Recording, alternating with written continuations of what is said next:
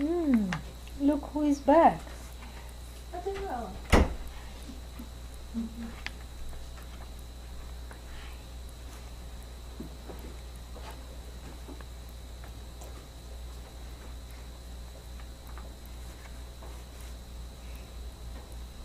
You have a good time? Yes, it's excellent. Good.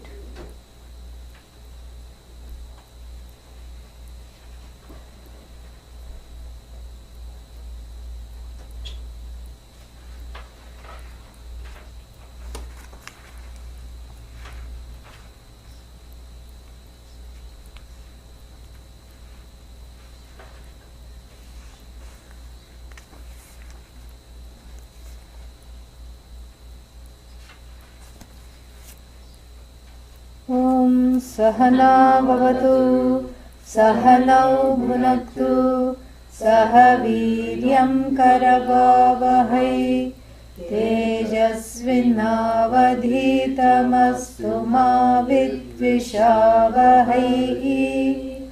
Om Shanti Shanti Shanti.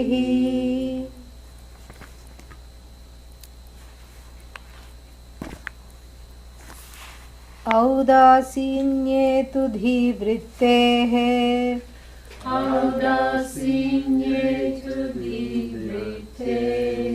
शैथिल्यादुत्तमोत्तमम्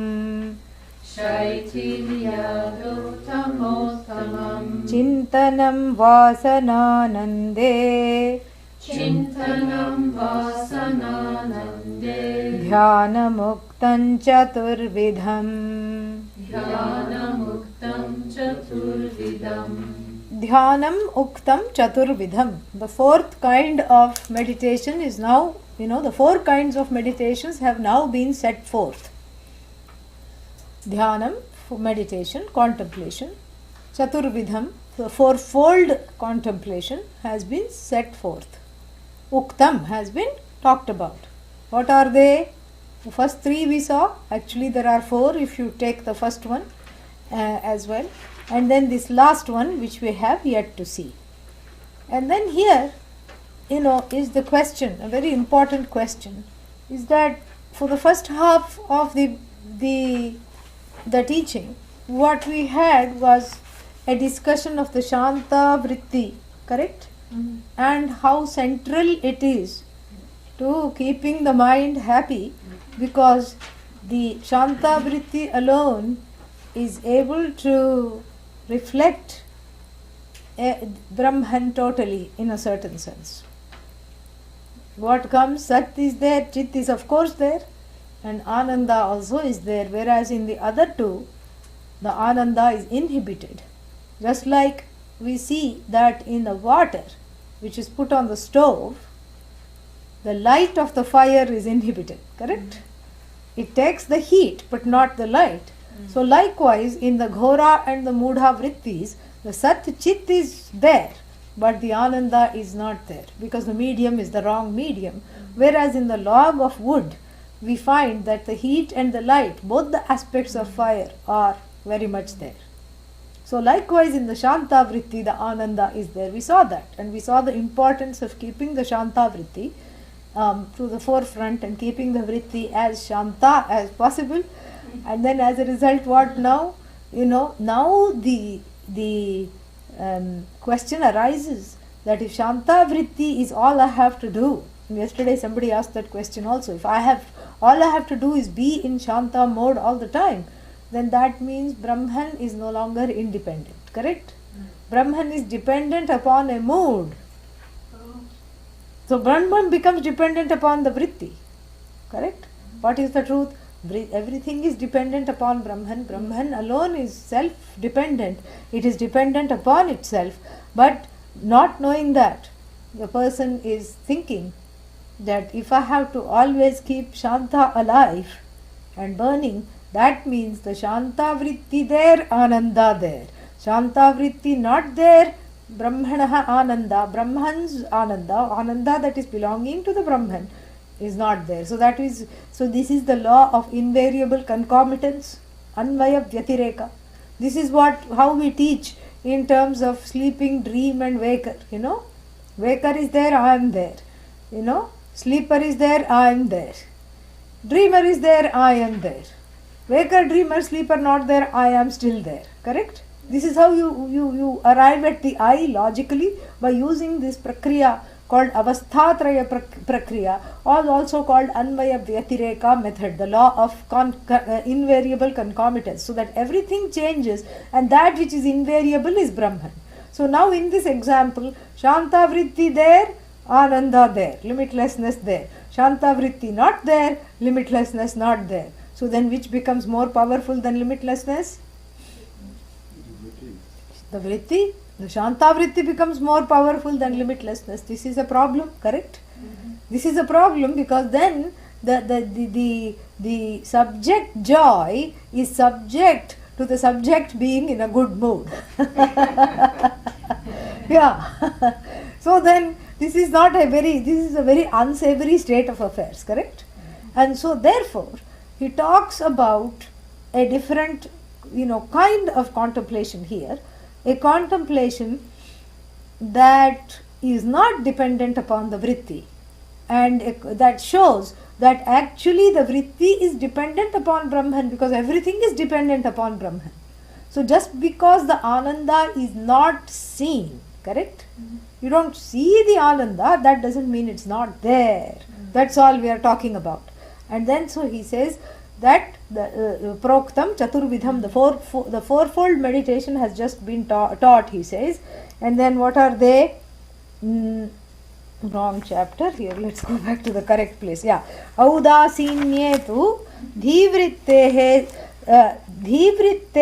shaithilyat audasinye tu vasananande chintanam dhyanamuktam uttamam. So, and even those three meditations that were taught had a certain gradation, correct? One was called Kanishta. Kanishta means very good, right? No, the lowest form. Then the other one was Madhyama, means middle. And then the other one was called Utkrishta, means the most highly exalted out of what? Those three. This one is called Uttamottamam, even better than Utkrishta, this last one. And then so what is that? Let us see the thing. Audasinye, udasinasya bhavaha audasinyam. Udasina means a certain objectivity bordering on aloofness in this particular context. An objectivity where you really don't care what happens. You just allow it to be and allow everything to just drop. So, when the dhivrittis, audasin, shaithilya means when the dhivrittis, buddhi vrittis, when the mental modifications, get frozen. Shaithilyas means get frozen, literally. Shithila means cold. So then, instead of having the Ghora Vritti and the Mudha Vritti, or even for that matter Shanta Vritti, you can imagine them in the ice cube state. They've all been frozen and put away, meaning they are suspended. They are not, they have been atrophied. Shithili Karanam. In fact, he uses this word very interesting because it's the same word used by Adi Shankaracharya to explain the word Upanishad. Avasadayati, he says, the first meaning destroys, and then he says shithili karoti. Yeah, unmulayati, shithili karoti. Same verb. Shithilayate means it causes everything to just, be uprooted and atrophied. It fossilizes the ajnanam. That is a better word. It is where the ajnanam is fossilized, that is the Upanishad. So here the dhivrittis are fossilized. The Ghora and the Mudha are fossilized. How do they attain this fossilization? The fossilization is a very good word because it brings to mind, like sometimes when you look at the stone, you see the imprint of a tree in it, correct? This was a stone that which was once a tree, correct? And then you don't need to deny that it was a tree. And then you don't need to look into the fact that it's a stone now, and you don't have to deny it. You can appreciate the tree, and then you can appreciate that it's no longer a tree, correct? And similarly, with emotional maturity, and we'll talk about that more later, with emotional maturity and spiritual growth, and as a result of the present of the knowledge. What kind of knowledge? Self-knowledge, obviously. So as a result of the present of the self-knowledge, what happens is that the ghora and the mudha vrittis shrink and become fossilized. And if you were to examine those like the fossils, you can see, at that point the ghora vritti was there. You see the akara of it, but it cannot really hurt you. Let's say inside the stone you see the fossil of an alligator, Recently they found that in a very expensive piece of amber, a lizard has been just trapped, the whole of it. Yeah, gecko, small one. So like that. So, but then if supposing somebody is afraid of lizards, you're not going to be afraid of it. You can see it, but thankfully it is enclosed nicely in this precious stone. It's been fossilized, so you're no longer afraid of it. And similarly, the ghora vritti is there, the tendency was there, but then the self-knowledge has fossilized it. Yeah. And that's why one of the reasons to gain the self-knowledge before one becomes a fossil. Yeah, that is the reason. So that one can enjoy looking at these vrittis and then appreciating, I have come a long way. You can say that. I have come a really long way. Look at how I used to be. Now see, I can look at these vrittis, just like the fossilized versions of them. I can appreciate that was then, this is now. Or I like to say that was then, this is now. So you can see the trajectory. You can see all the growth.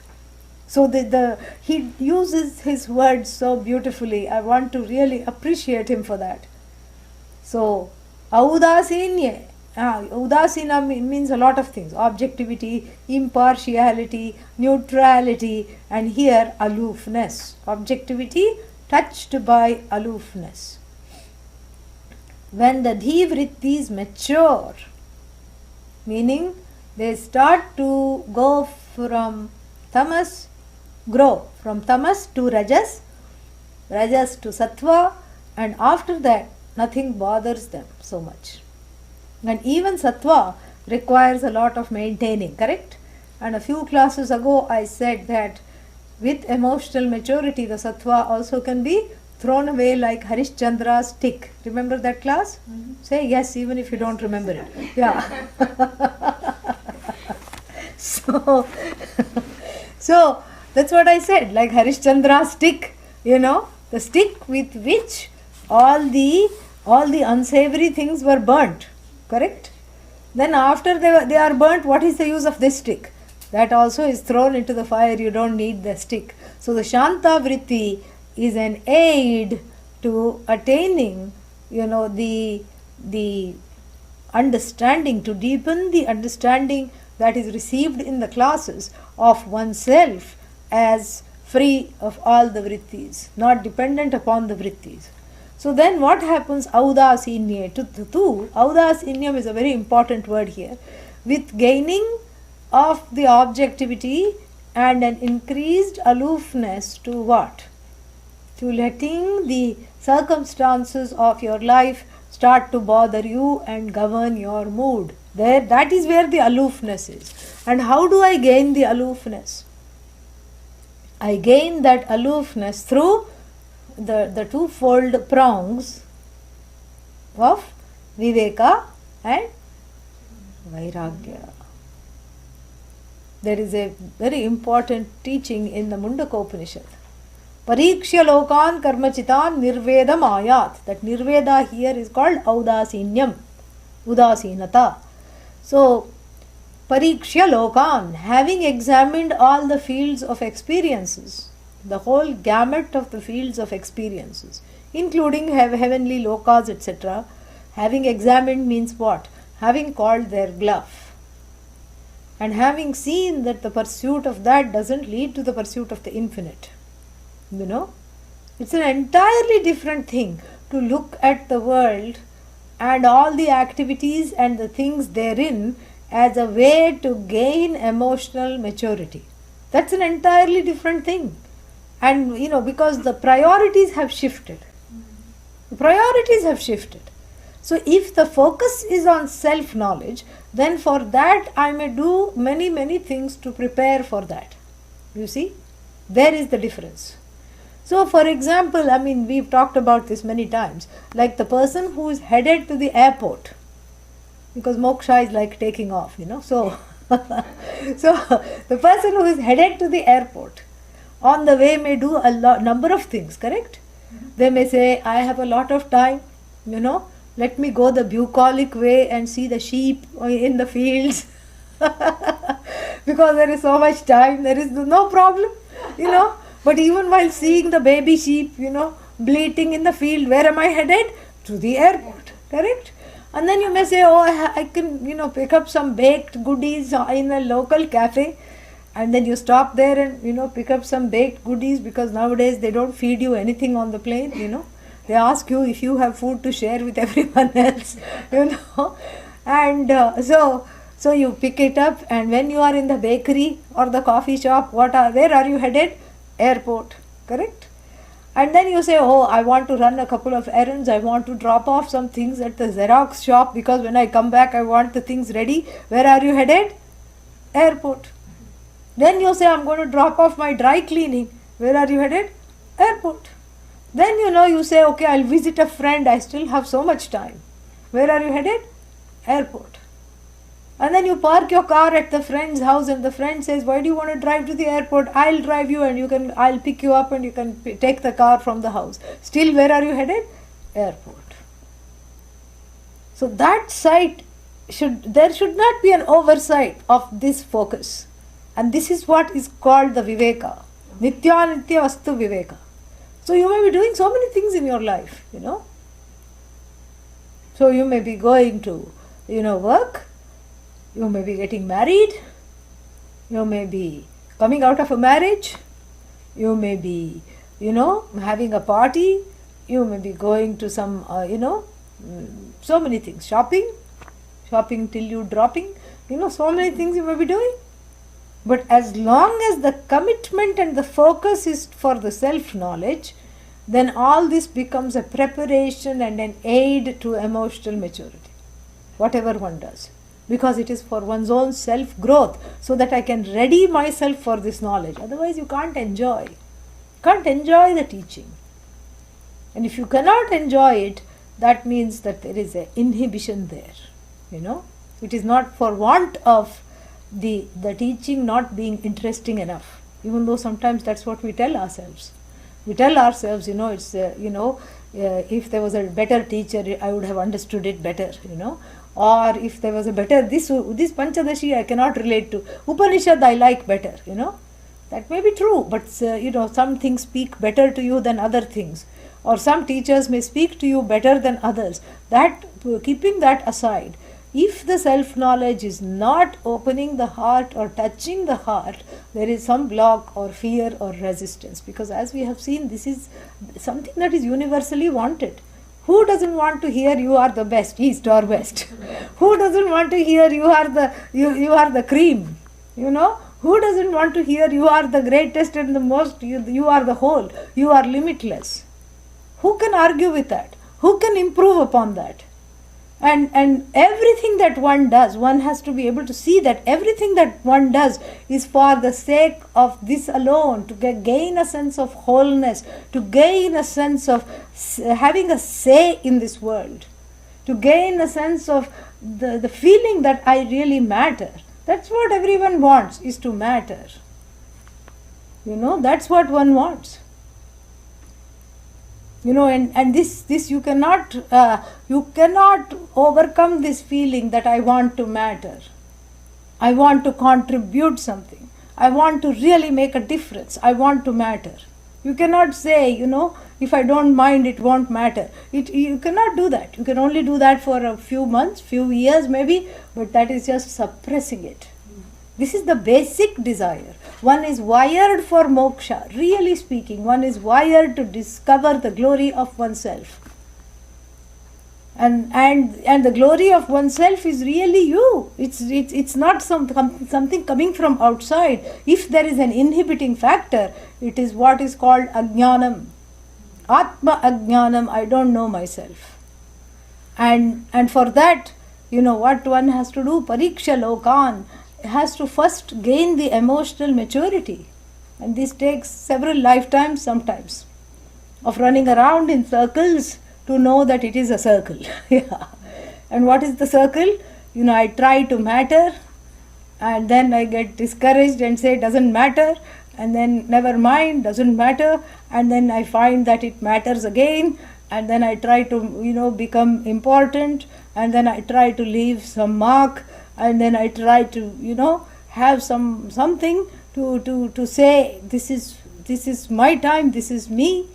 But then what is this me? Is this the body, mind, sense complex? What is this me? Is it a bunch of likes and dislikes? What is this I? Is it my work? Is it my house? Is it my children? What is this the cat or the dog? What is this I? This is what has to be ascertained. And then if it is not ascertained, I look for the I in the not I. So instead of the focus on Atma, what do I focus on? Anatma. Anatma becomes the focus. Not I becomes the focus. And the more I chase not I, what happens? The not I, is not I. So therefore, I am not satisfied. The not I, not being I am not satisfied. That's what happens. So the dissatisfied jiva, life after life, flounders and fumbles and mumbles and grumbles. And then this is what it is. And then keeps repeating the same mistake. Mark Twain once said, which I really liked, that please keep making mistakes as long as you make the new mistake each time. But this is not what the jiva does. It's the same mistake, the original mistake. Perhaps this is what is called original sin. That's a good thing to think of it that way. It's the same mistake, ajnanam. And also that mistake is compounded.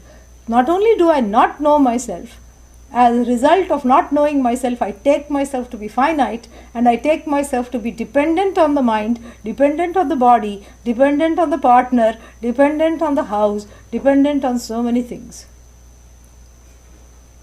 So the whole life becomes a dysfunctional way of being. And therefore what? One has to prepare for this teaching. And that preparation is twofold. Pariksha. Pariksha means the ascertaining the non-value of things in the universe to make me feel better about myself. Yeah. Because the things in the universe are finite or infinite? Finite. They are fine, but they are finite. And what about me? I am infinite. So the finite cannot produce the infinite, even if you stand on your head. And I recommend standing on the head. Why? Because better blood circulation. Yeah. So Shirshasanam, please do. But that's going to help you think better. But that's not going to produce the infinite, because the infinite is you. It can never be a product. It can never ever be a product. Not even for a second is it a product. It cannot be created, because that which is created is finite. But the whole world, you find everything that is put together and everything that is finite. And when I'm running after things and objects in the world to gain that contentment and satisfaction, and they don't satisfy, there is a big disconnect. And understanding this is a big epiphany. This is a moment of nirveda. Nirveda means no more shall I study the Veda, correct? Yeah. No. Nirveda means a certain, disenchantment. Yeah. Nirveda here means not a disenchantment that the fox had. Which fox? The grape fox. Yeah, the fox, the fox which was, jumping up and down to get those grapes. And then it could not jump anymore because it got tired, it was just out of the reach. So then it concluded, these grapes must be really sour. Stupid grapes, tasteless grapes. And that's a disenchantment. That's not a sour grape, it's a sour gripe, Yeah, it's not a grape at all, it's gripe. So this is not the conclusion, this is a coming out of disenchantment. Coming out of the inability to get something. And so, we have a saying that even if you fall down, sometimes the children, they, especially if they are boys, they'll say, no, I'm not hurt at all, I'm fine, nothing happened, And then that's what it is, especially if there are boys and if they are surrounded by strangers, because the conditioning is like that. Then when they see the mother, they will start crying, That's how it is. But this is not that kind of a disenchantment coming out of a disgruntled feeling with life, feeling like a failure, disenchantment. No. This is true Vairagya, not funeral ground Vairagya that we have talked about, not sour gripe Vairagya. This is not that kind of Vairagya at all. This is the Viveka first comes that I am not doing something. There is a misstep between the means and the ends. There is a mismatch. I am using the wrong means to gain the end. And what is the end? I want contentment. And where is this contentment centered on? I. It cannot be centered on not I. You cannot have a contented flower and then you are also contented because the flower is contented. No. You want to be contented. It's not enough if the neighbor is contented. You want to be contented. So the contentment, the desire for contentment is centered on this I alone, not on the not I. So therefore, accumulating the not I is not going to increase the level of contentment. Accumulating or, having more connection with the not I is not going to do that. That is the Viveka here. And the Viveka leads to something else. Nirvedam ayat. First is Pariksha, which is Viveka, examining all the fields of experience closely to see that they all fall short of what I really am seeking. And there is a mismatch between the ends and the means. The means that I am following, the pursuit of the finite, i.e., is separate, is not what I want, which is the infinite as myself. This is the means ends problem. Then, ensuing upon this, understanding, which is itself emotional maturity, a sign of emotional maturity, then comes the next one, which is called Vairagya. And what is that Vairagya? A certain, here it is described as Audasinyam. So when I know that there is a mismatch between the means and the ends, I no longer go behind the wrong means and the wrong things. Correct? Yeah, that's what it is. So if I know that these things are not going to lead me to myself, I stop pursuing them. I don't go after those things that are just going to make my life, further complicated by having more not I, and then there is no room for I. So the I becomes a, some kind of a little corner piece rather than the center piece. And so therefore, this Vairagya means that I see the mismatch and I drop all those activities and those ways of being, including those desires which are going to lead me to some disastrous dead ends, life after life after life. And I've already told you what happens if you encounter repeated dead ends. What happens? You become deadened to life. That's what happens. Everybody is born jaded. Yeah. Jaded from birth. Discontented, and on top of that a jadedness has set in. And this is what it is. And so then you see that pariksha lokan karmachitan nirvedam ayat. So first there is pariksha, second one is called nirveda, which is another term for vairagya. And what is this pariksha? What is this examination or this enquiry? Nasti akritaha kritena. Kritena karmana akritaha nasti. Na vidyate. Na labhate. So through the actions, I cannot gain that which is not a product of action. Through the actions that are finite, I cannot become closer to my own nature, which is infinite, which is hidden from me not for the sake of action, not by space or time requiring action, but it is hidden from me by what?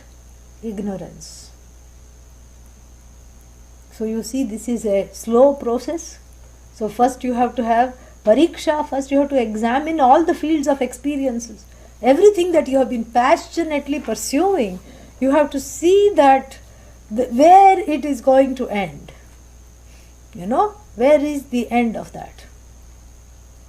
And then you see that the passion is really for the sake of the self. It is not for that thing that you are pursuing. So the passion is here, not out there. It's very interesting. The passion is all directed here to discover the self is alone all passion. And then saying that you have some compassion for yourself for all the wrong pursuits for so many lifetimes. And then you drop those pursuits. Or if you are going to pursue them, you focus on the self-knowledge. So the pursuits become a little, like going to the coffee shop, going to the dry cleaners, going to this thing while you are headed to your destination. You don't leave the destination. You don't leave sight of the destination. And whether you take the bucolic route or whether you take the drastic route, doesn't matter. You are still going there. And that is what counts. And that here is called, then what is that road? What is that road to this self-knowledge? If there is a mismatch between the ends and the means, the end being myself, what is the road? What is the correct means? And here in the Mundaka Upanishad it says, Tad Vijnanartham. So yesterday I told you it's not enough to be a mumukshu. Everybody is a mumukshu. What do you have to be? Jignasu. Mumukshu is the one who is a seeker. Jignasu is the one who knows what I am seeking is separated from me only by ignorance. Therefore I want the knowledge. That is the jignasu. Yesterday evening we talked about this. So mumukshu is everyone. Everyone wants freedom. Everyone says let me out. Everyone says set me free. In fact, every rock band has this kind of a name only. Yeah. Freedom, big statement, which is against the established order. Why? Because the established order is too constricting.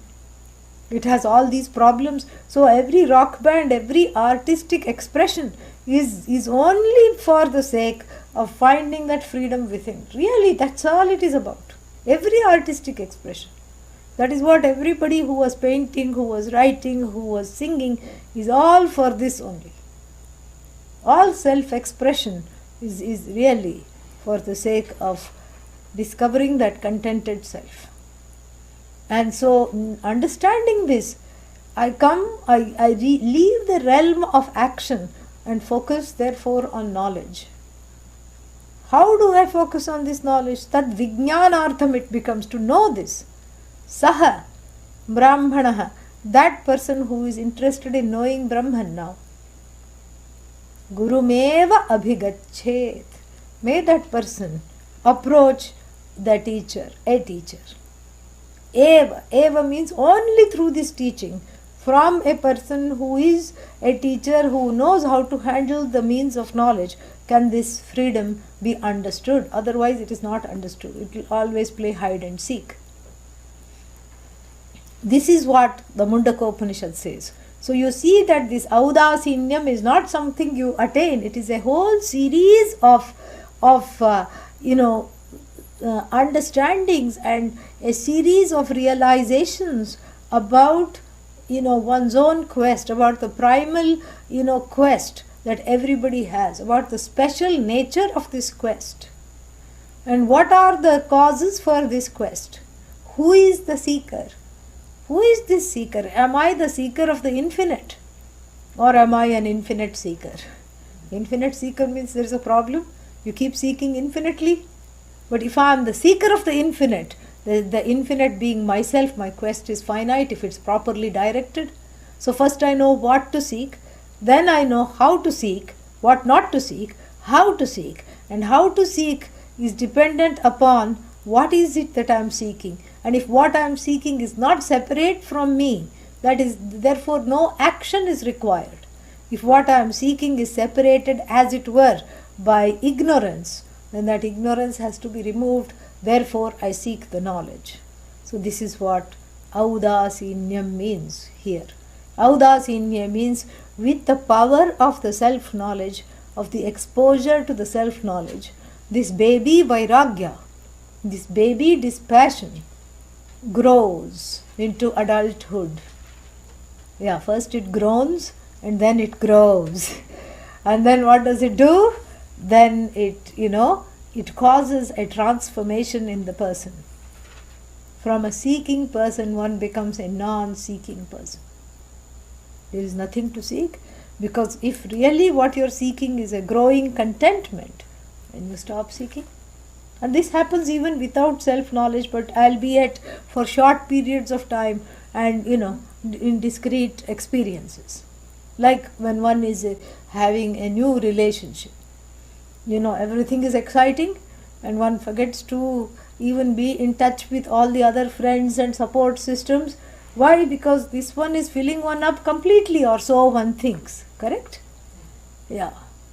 So then, you stop being in touch with friends and relatives because the new relationship is all consuming.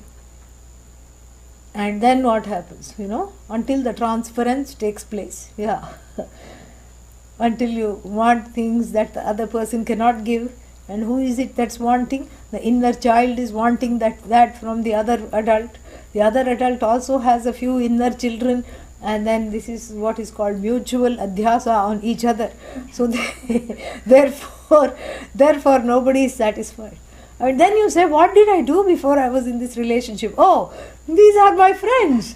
Oh, here are their numbers. Let me call them. How are you? Long time no talk. And they are also very kind. They don't hang up. Oh yeah, where have you been? So then then you kind of stabilize yourself and say, what happened to me? I used to like gardening, I used to like going here, I used to like going there, I had all these people, I had all these activities, and suddenly I have forgotten all of them and put all the eggs in one basket, correct? Yeah, but here it's not about the eggs in one basket, it's about seeing that, that initially this relationship filled me up completely. That is what it is. And same thing with a new a kitten or a puppy, if you have. Then what will happen? The whole life is fully, what is it doing? Where did it go?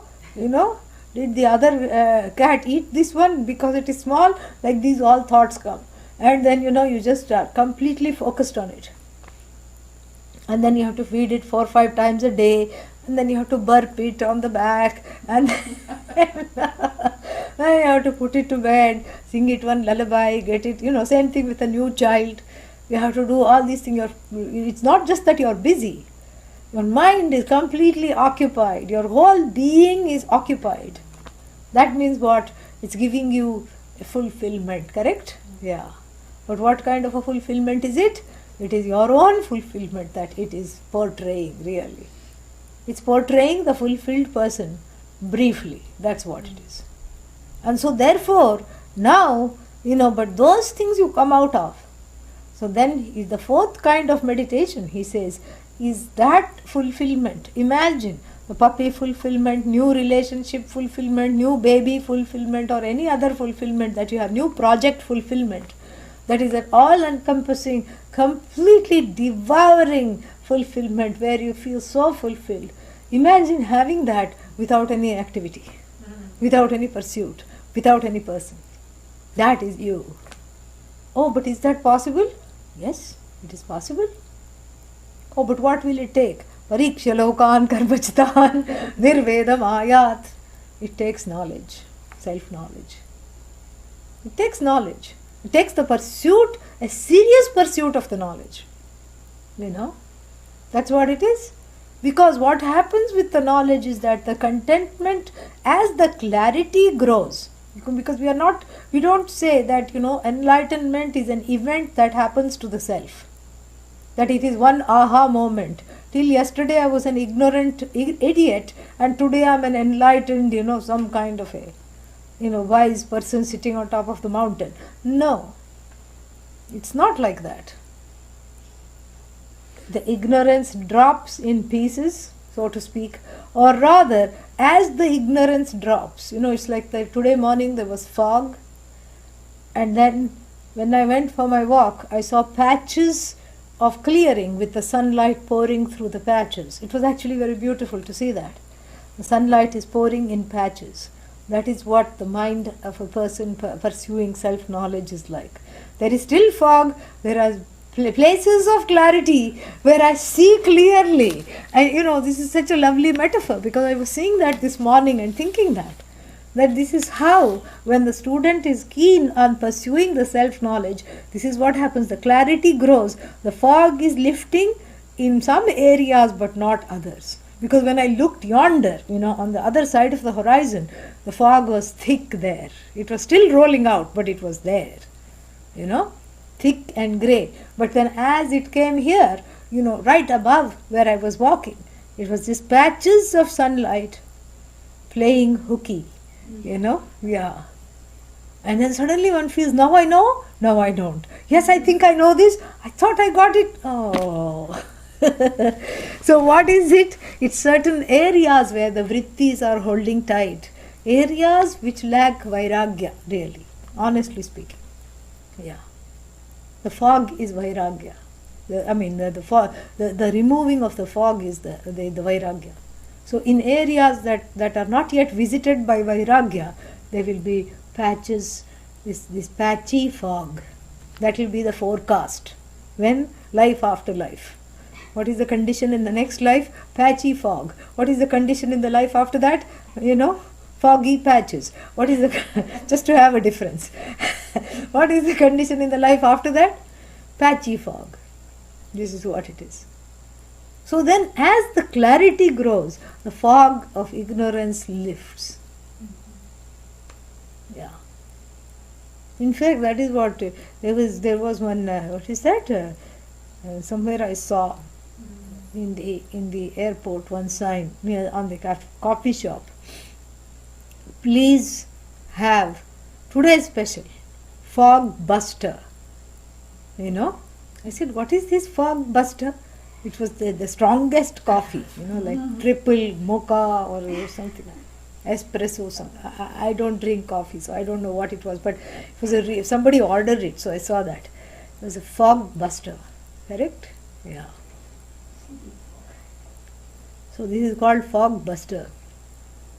And here for us, our fog buster is 3 classes a day. That is our in the 1 month course, that is our fog buster.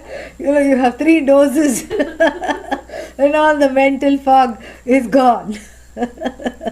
Yeah, really, you study intensively. The clarity grows, the fog dissipates. Yeah, that is the morning brew. Yeah. And what is the brew? In fact, it is not brew, it is brew-he. The student tells the teacher, please tell. Brew-he means, please, oh teacher, speak. So even if it's a female teacher, you say brew-he, or do you say brew-she? No, you say brew-he.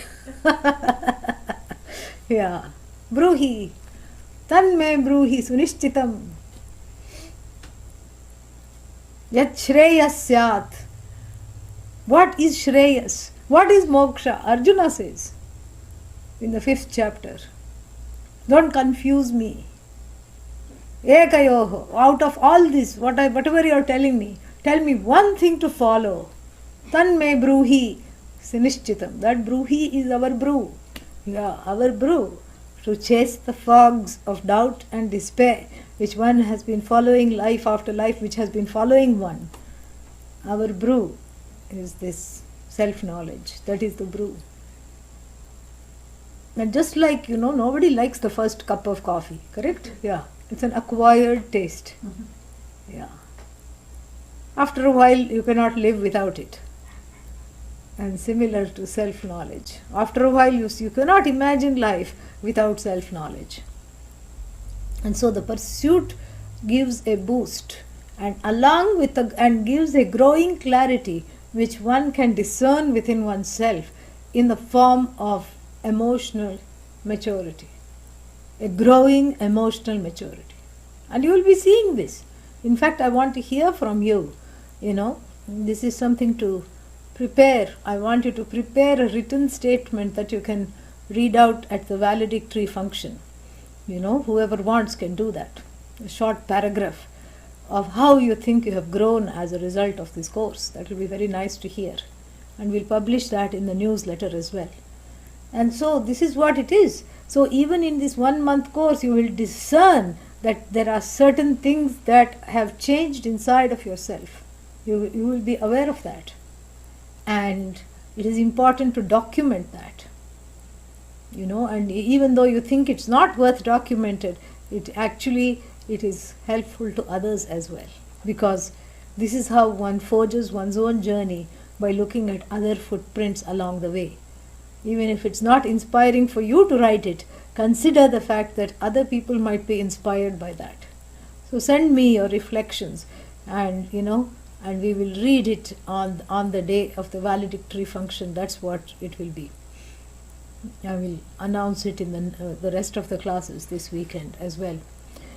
So that is basically what audasinyam. See, we have spent almost the whole class on one word. That is what it is, huh? Ataha, yeah, he is like that. So, audasinyam means this is what it is. When the fog lifts, the brain has sifted what it wants and what it doesn't want. The priorities have shifted, and therefore you can go past the areas, your old nooks and frequenting places which would jump, where the heart would do a little somersault of delight without having any visible reaction. Oh, but then that means I'll become very stoic. Who wants that? No, that means you will be so happy even without that somersault. Your heart is skipping a beat for no reason. You don't need a reason for it to skip a beat. That is what it is. You're already happy. You along with something that you used to like, you're happy, fine, happy, infinitely happy, plus a little bit more happiness is what? Still infinitely happy. That's all it is. So you can frequent those areas. Like sometimes people say, I can't go to the mall. Why? Because it's dangerous. Why is it dangerous? Because I end up buying everything. Yeah, that is why it is dangerous. Why do you buy everything? Because, there is a sense of lack. That's what. Because I think I don't matter. And this is one way people have figured out for mattering.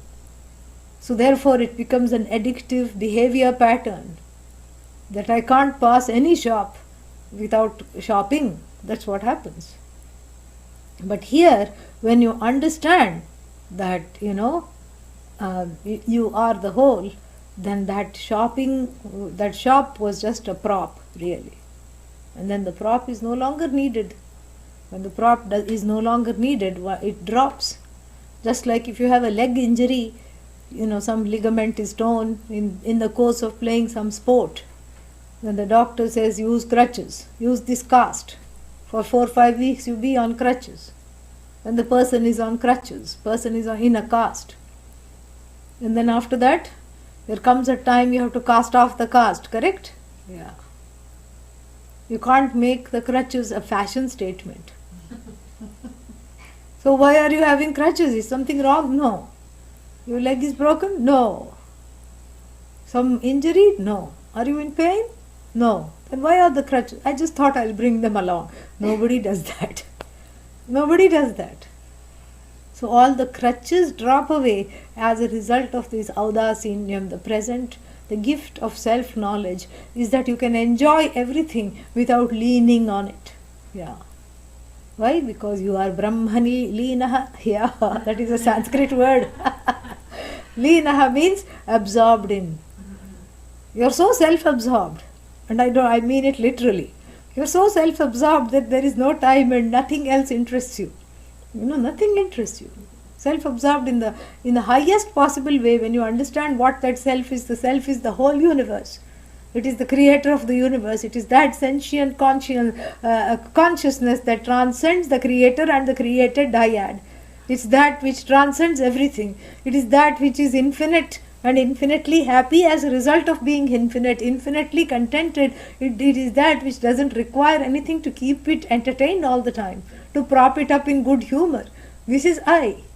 Then that self, there is nothing wrong in being self-absorbed, really.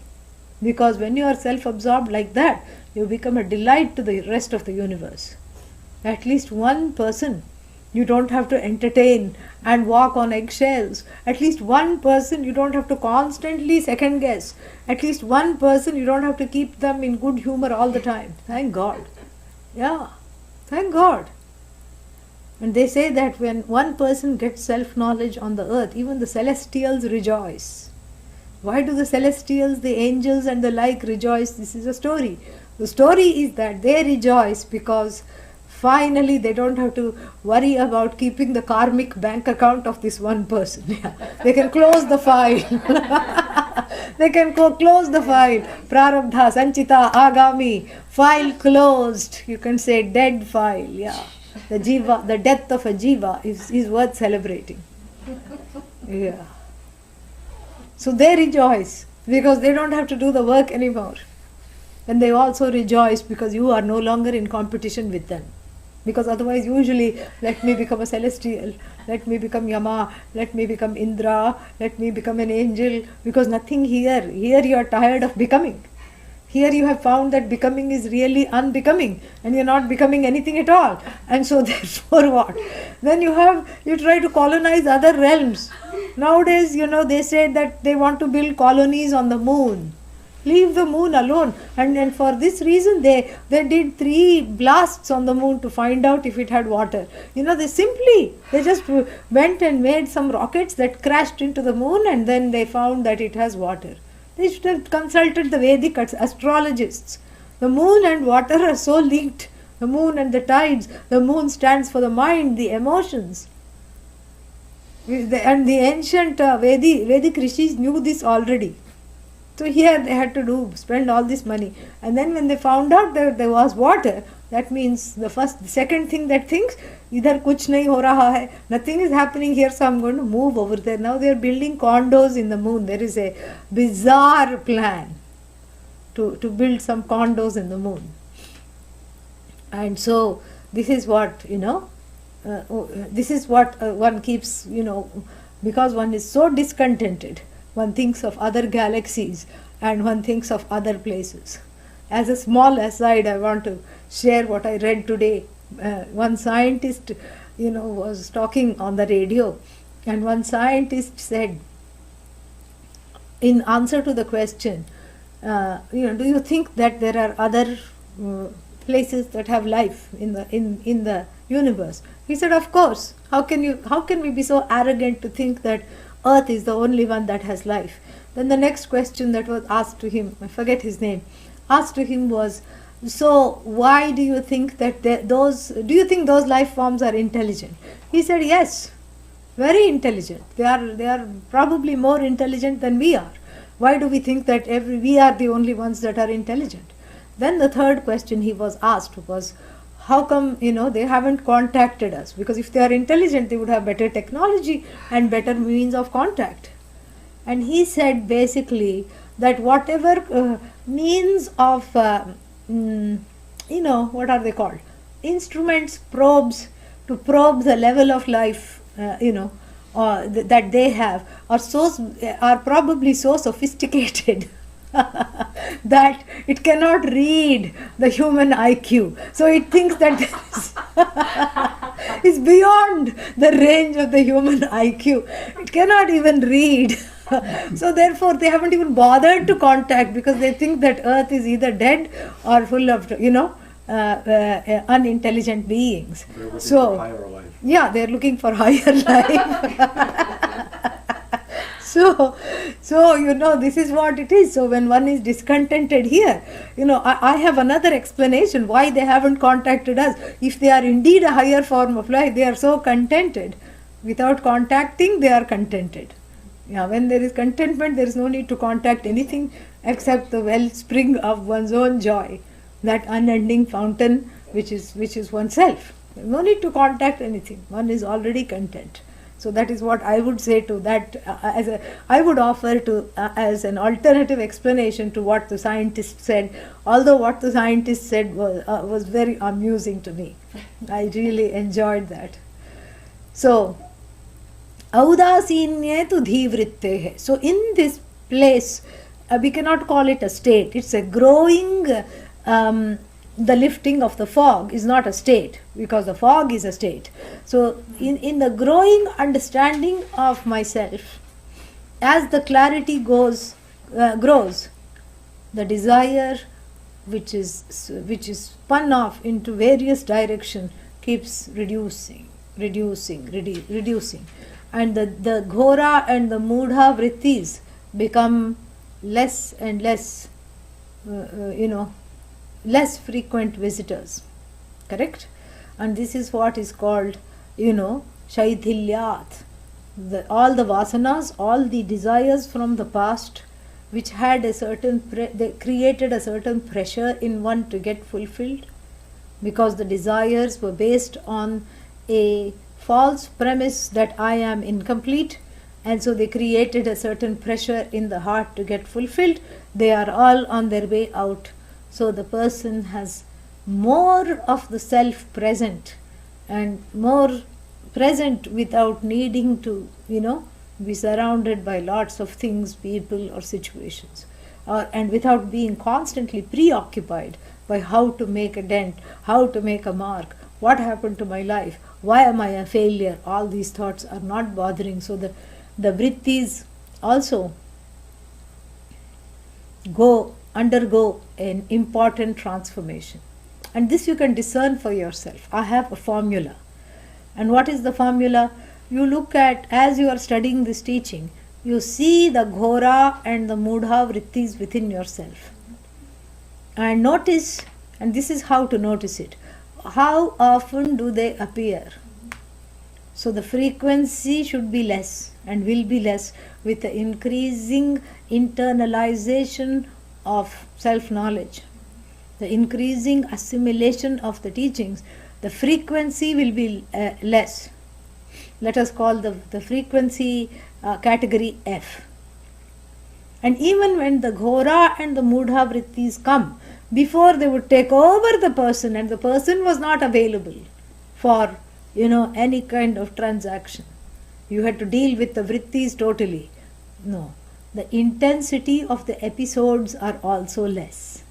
So let us call this category I. So what is the first one? The frequency.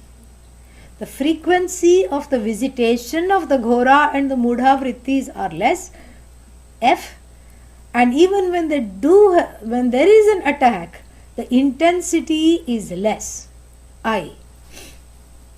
And then finally, the recovery time, R, is also less. You see that. Before, perhaps after a ghora or a mudha vritti episode, one would be in a terrible mood for days on end without knowing why. And now what happens? In a few minutes it's gone, just like the fog. Few hours it's gone. First, if it took 1 month, then it's gone in 15 days. If it took 15 days, then it's gone in a week. If it took a week, it's gone in 3 days. If it took 3 days earlier, now it's gone in 1 day. If it took 1 day earlier, now it's gone in a few hours. If it took a few hours earlier, it's gone in a few minutes. So this is how to gauge the growth in the knowledge. So today I am giving you FIR. What is that? The reduction in the frequency of the visitation of the ghora and the mudha states of the mind. the reduction in the intensity of the visitation, and finally the reduction in the recovery time corresponds to the increasing assimilation of self-knowledge. So the assimilation of self-knowledge increases, the frequency of the ghora vritti, mudha vritti reduces. As the assimilation increases, the intensity of these vrittis is reduced. As the assimilation of the self-knowledge increases, the recovery time that is needed is also reduced. This is something to watch. Yeah, this is a little ruler, a table, so that you can gauge what is happening. And by this you can also decide when to take the next 1 month course. So if this FIR ratio is affected, you know that you just need to immerse yourself. Either you listen to the back teachings or you immerse yourself in another intensive course before it gets a hold of you. You get a hold of it, you get ahead. That is what it is. So, audasinye tu dhivrittehe shaithilyad uttamottamam chintanam vasananande. So, what happens is that the mental modifications become indifferent to the objects. Yeah, why? Because they are now focused on the subject. They know that. So, since they are listening to the subject and listening about the subject, they are indifferent to the objects. And then the contemplation is of a different nature. An entirely different nature of contemplation arises, where one can just sit and be for no reason at all except to delight in oneself, because one finds it delightful. Kalam nayet nirantaram. This is what at the end every student is told. Please spend your time in contemplation. And this is not the time to ask the question, how long I have to contemplate? If I say, please spend the time in a closed closet, then you can say how long I have to be in this closed closet. This is not something unpleasant. This is something pleasant. You are recalling the words of the Upanishad. You are recalling the words of everything that you learnt. You are recalling the meaning. You are recalling how great you are. You are recalling the understanding and keeping the understanding, being with the understanding, reading, writing, studying, teaching. This is what one can continue to do and continue to be immersed in it for as long as that is needed. That also drops away. But for now, he says, because we are talking of the different mental modifications, the mental modifications before they would colonize the person and overpoweringly so, now their hold is less and less, and as their hold is less and less, the objects that they wanted to keep them satisfied and fulfilled also drop away.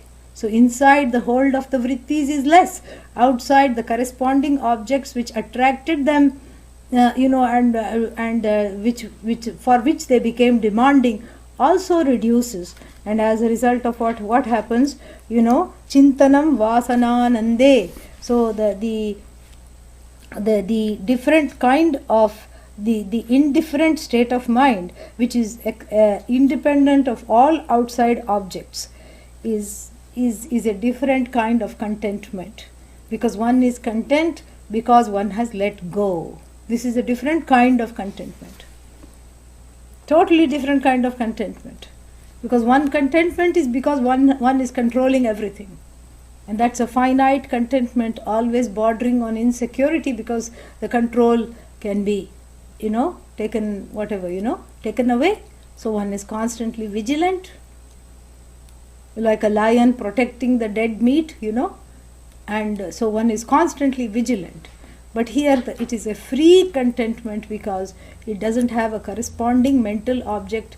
It doesn't require a crutch of any person, any situation. Therefore he calls it a highly superior, uttamottamam, highly superior contentment. What is that contentment? Chintanam, contemplating, vasananande, in the desire of of knowing the subject. That itself is the greatest desire, the desire to know the subject, and one is content with that, and that is how that is the ultimate form of chintanam or contemplation. Then he says these 4 contemplations or meditations that were described are not meditative techniques. They do not yield the knowledge. He reminds us they are just ways to assimilate what one has already learnt from the teacher, from the mouth of the teacher. These are just ways to let go of certain inhibitions, let go of certain blocks, let go of certain resistances and fears. They are not a substitute for knowledge. Let us read that. Nadhyanam jnana yogabhyam Brahma vidyaiva sa khalu Dhyanenaikagriyamapanne Dhyanenaikagriyamapanne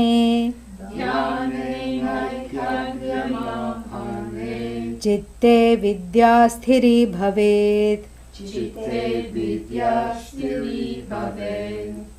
So he says, Nad dhyanam jnana yoga bhyam. What he says is that Brahma Vidya, let's look at the last part of the first verse. Brahma Vidya eva sa khalu. This indeed is Brahma Vidya alone. This is not meditation, he says. This is not really what we are talking about, is not meditation. Because the nadhyanam, they are not meditations at all. This is not a meditation. What is it? Because this meditation is accompanied by jnanam and yoga. Jnana yoga bhyam saha it is. It is coming along with knowledge, because we are talking about discernment, we are talking about going to the teacher, we are talking about looking at the Sat and the Chit. How do we understand what the Sat and the Chit is without explaining those things? We are talking about looking at the Sat in all the objects and the Chit in oneself and the Ananda in one's, contented mood, and all these things we are talking about. And so therefore we are not talking of something that is just sitting and contemplating or meditating. This is not a meditation, because it is accompanied by the practice of karma yoga. It is accompanied by vairagya, viveka, and yoga here can also be taken as the yama, niyama, all the disciplines for preparation. And since it is accompanied by knowledge and the preparation, this is not meditation per se. What is it then? She alone is Brahma Vidya alone. This is just this is an extension of the teaching. This is not really speaking a meditation. This is just another extension of the teaching alone. Oh, then so you don't need the meditations at all that were described? No. Dhyanena, through this meditation that was described, ekagriyamapanne, what they do is help the mind to focus on the knowledge. Chitte vidya, in the heart the knowledge, sthiri bhavet, takes root. Stabilizes. So what does the meditations there are just assimilation of knowledge. And if the meditations have an effect, they have a twofold effect. The meditations have the first effect of preparing the mind for the knowledge, and also the meditations have the second effect of doing what? Of fixing the knowledge in the heart. How do they fix the knowledge? Because they are talking about, removing the ignorance, and you are practicing, and they get rid of habitual orientations. I know I am Brahman, but I am behaving like an idiot. Why? So that all that disconnect between what one knows and how one behaves is removed through this practice. Therefore, chitte vidya sthiri bhavet. So in the heart, the vidya sthiri bhavet. Sthira means stable. Where the knowledge gets deeper in the heart and it becomes more and more assimilated. This is what we are talking about. They are not meditations designed to replace the knowledge. Because if, then the question will come, then why not meditate my way? Because if I can just see Sat and be in Shanta Vritti and see Sat in everything, that should be enough. Yes, that should be enough, but provided you know the meaning of Sat. To know the meaning of Sat, what do you have to do? You have to, learn self-knowledge. You have to be exposed to the teaching, to know what is Sat, what is Chit. Otherwise, you cannot contemplate or meditate on an unknown object, correct? You can only meditate on something that you know. So you can't meditate. If I say something like visualize this planet, what planet? Kepler 1837b. There is one planet. You'll say, how does it look like? How can I visualize? At least if you say Saturn, okay, you can, it's that ringy thingy, you can think that, and visualize Saturn because you've seen photos at least. But some Kepler planet somewhere in the Goldilocks zone, visualize that means how am I going to visualize that, because it's an unknown object. So too Sat and Chit, you cannot sort of contemplate upon in the creation. First of all, you have to know what is creation. You have to know it as a dependent reality. You have to falsify the creation. And you have to understand that the consciousness is alone manifest as the creation.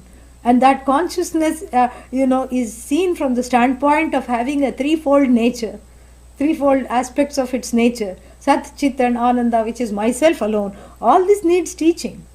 So without teaching, you cannot contemplate on that. So the meditations do not, substitute the teaching.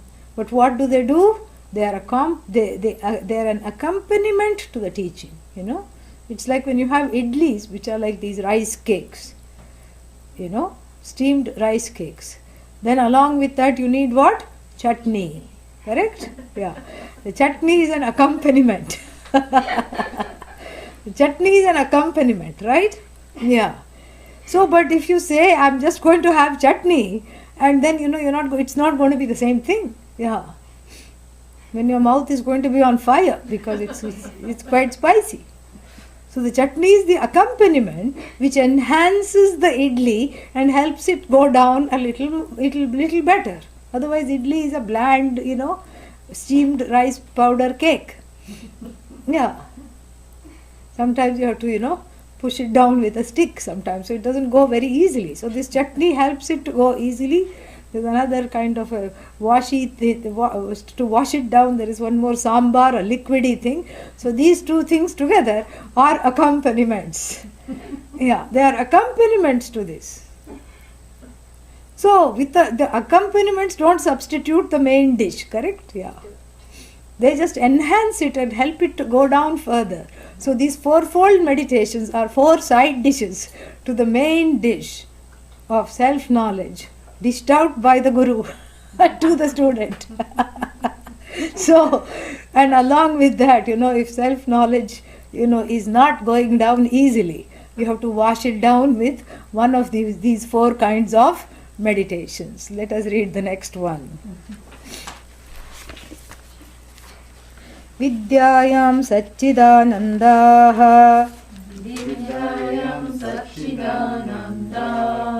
Akhandaikarasatmatam Prapya bhanti na bhedena Bheda kopadhivarjanat. We'll see that tomorrow. Om Purnamadah Purnamidam Purnat Purnamudachyate Purnasya Purnamadaya Purnamevavashishyate. Om Shanti Shanti Shanti. Harihi Om Shri Gurubhyo Namaha. Harihi Om. Questions?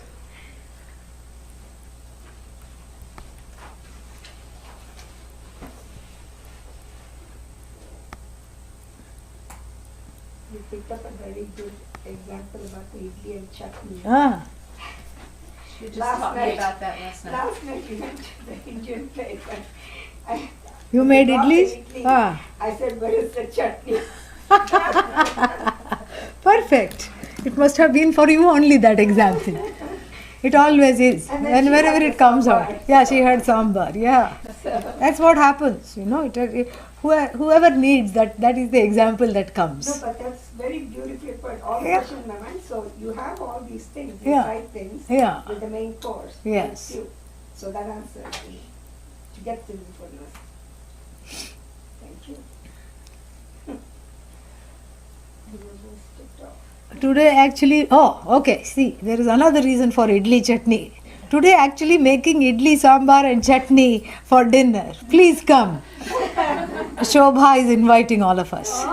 Yeah. Yeah, so, Very good place. Vedanta. okay, Shobha Anand is coming because he's sitting in Norway and he's saying it's been a year since I had idli and its accompaniment. So,